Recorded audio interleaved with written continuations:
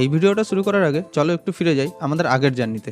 কলকাতা থেকে শুরু হয়েছিল এই ট্রিপটা, নতুন দেশ, নতুন মানুষ আর অনেক অজানা অভিজ্ঞতা নিয়ে। কুয়ালালামপুরে পৌঁছে আমি প্রথমে ঘুরেছি শহরের কিছু আইকনিক জায়গাগুলো, আর আজকের এই ভিডিওতে সেই জার্নিরই আরেকটা জায়গা, যেখানে এসে দেশ থেকে 1000 কিলোমিটার দূরে থেকেও মনটা হঠাৎ করে দেশি হয়ে যায়।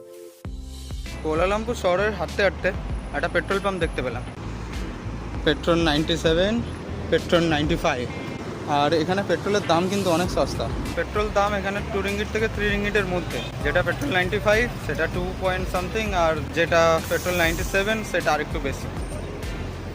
আর এখানকার গাড়িগুলো সত্যি। এই শহরের একদম মাঝখানেই আছে একটা এলাকা যার নাম ব্রিকফিল্ড। নামটা শুনলে সাধারণ মনে হলো এই জায়গার একটা আলাদা গল্প আছে। আজ এই এলাকাটা পরিচিত লিটল ইন্ডিয়া নামে। মালয়েশিয়া ঘুরতে আসলে লিটল ইন্ডিয়া আসে না এরকম কেউ নেই। আর এই জায়গাটা রয়েছে ব্রিকফিল্ডে। যারা জানে না এই জায়গাটাকে ব্রিকফিল্ড কেন বলে, মালয়েশিয়ার কুয়ালালামপুর শহরটা তৈরি হওয়ার আগে এখানে ইটভাটা ছিল, এবং যখন এই শহরটা আস্তে আস্তে তৈরি হচ্ছিল, যত ইটের প্রয়োজন ছিল এই ইটভাটা থেকেই নেওয়া হয়েছিল। সেই জন্য এই জায়গাটার নাম হলো ব্রিকফিল্ড।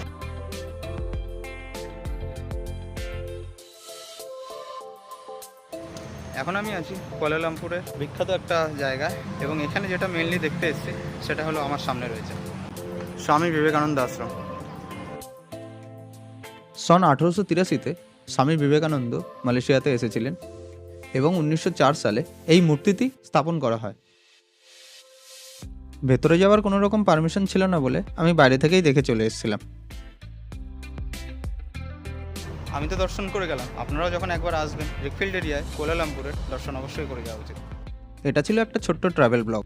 মালয়েশিয়ার ট্রাভেল সিরিজের অন্যান্য ভিডিওগুলো আমার চ্যানেলে আছে।